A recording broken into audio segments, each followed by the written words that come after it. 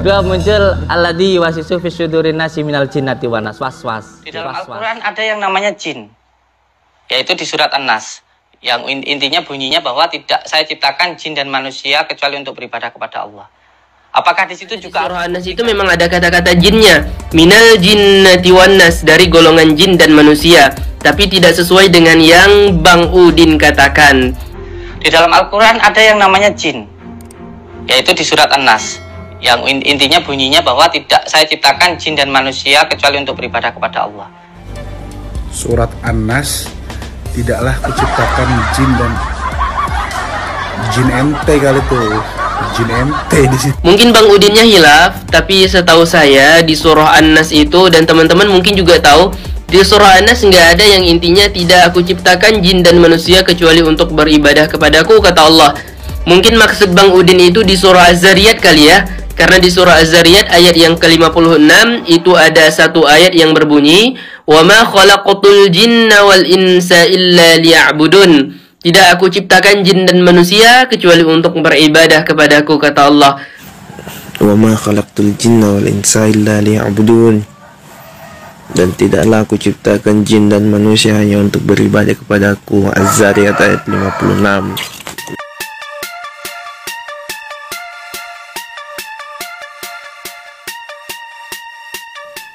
Asal kutip, Gus Syamsuddin paparkan surat An-Nas dalam Al-Quran dengan seenaknya sendiri.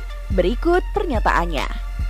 Gus Syamsuddin Jadab, pimpinan Padepokan Nurza Sejati yang tengah berseteru dengan pesulap merah, mengeluarkan pernyataan yang fatal tentang Al-Quran.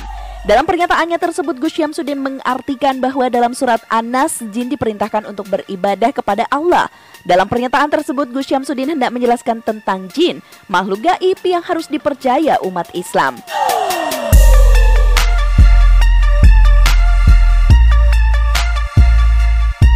Namun dalam pernyataan tersebut ia salah dalam memperjelaskan ayat yang sesuai dengan pernyataannya. Hal ini sangat fatal karena Al-Quran sendiri adalah kalam Allah yang tidak boleh dipermainkan baik ayat maupun artinya.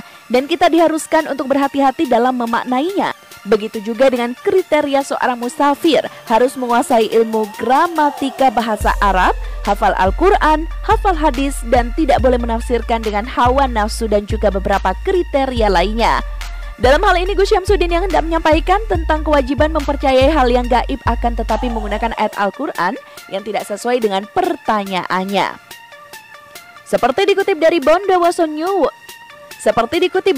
Network dari YouTube Denny Sumargo, Gus Syamsuddin menyampaikan tentang kaitannya dengan keimanan kepada malaikat yang juga makhluk tak kasat mata.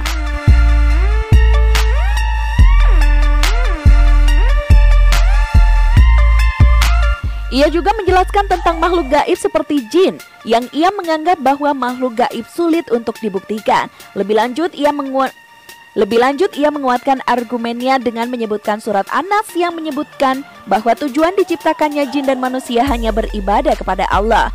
Padahal dalam surat An-Nas sendiri tidak sama sekali disebutkan tentang tujuan penciptaan manusia dan jin. Dan ayat yang menjelaskan tentang tujuan penciptaan manusia dan jin adalah surat Az-Zariyat ayat 56. Artinya, dan tidaklah aku menciptakan jin dan manusia melainkan supaya mereka menyembahku. Kemudian Gus Syamsuddin tetap bersikukuh dengan argumennya tentang pembuktian tentang hal gaib, dicontohkan juga tentang surga dan neraka yang juga gaib.